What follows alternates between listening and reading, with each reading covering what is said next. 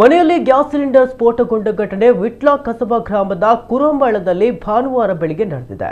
ಕುರುಂಬಳ ನಿವಾಸಿ ಹಮೀದ್ ಅವರ ಮನೆಯಲ್ಲಿ ಬೆಳಿಗ್ಗೆ ಸುಮಾರು 11 ಗಂಟೆಯ ವೇಳೆಗೆ ಈ ದುರಂತ ಸಂಭವಿಸಿದೆ. ಮನೆ ಮಾಲೀಕ ಹಮೀದ್ ಅವರು ಪೇಟೆಗೆ ತೆರಳಿದ್ದ ಸಂದರ್ಭದಲ್ಲಿ ಅವರ ಪತ್ನಿ ಖೈರುನ್ನಿಸಾ ಅವರು ಅಡುಗೆ ಕೋಣೆಯಲ್ಲಿ ಕೆಲಸ ಮಾಡ್ತಾ ಇದ್ರು. ಈ ವೇಳೆ ಏಕಾಏಕಿ ಗ್ಯಾಸ್ ಸಿಲಿಂಡರ್ನ ರೆಗ್ಯುಲೇಟರ್ ಬಳಿ ಬೆಂಕಿ ಹತ್ತಿಕೊಂಡಿದೆ. ಬೆಂಕಿ ಕಾಣಿಸಿಕೊಂಡ ತಕ್ಷಣ ಮನೆಯೊಡತಿ ಖೈರುನ್ನಿಸಾ ಬೊಬ್ಬೆ ಹೊಡೆದಿದ್ದು ಕೇಳಿಸಿಕೊಂಡ ನೆರೆಯ ಮನೆಯ ನಿವಾಸಿ ಹುಮ್ಮರ್ ಅವರು ತೋಟದಿಂದ ಓಡಿ ಬಂದು ಮೂವರನ್ನ ಅಂಗಳಕ್ಕೆ ಕರೆದೊಯ್ದು ರಕ್ಷಿಸಿದ್ದಾರೆ.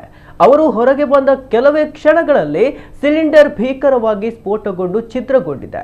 ಸ್ಫೋಟದ ತೀವ್ರತೆಗೆ ಮನೆಯ ಗೋಡೆಗಳು ಬಿರುಕು ಬಿಟ್ಟು ಅಡುಗೆ ಕೋಣೆ ಸಂಪೂರ್ಣವಾಗಿ ಧ್ವಂಸಗೊಂಡಿದೆ.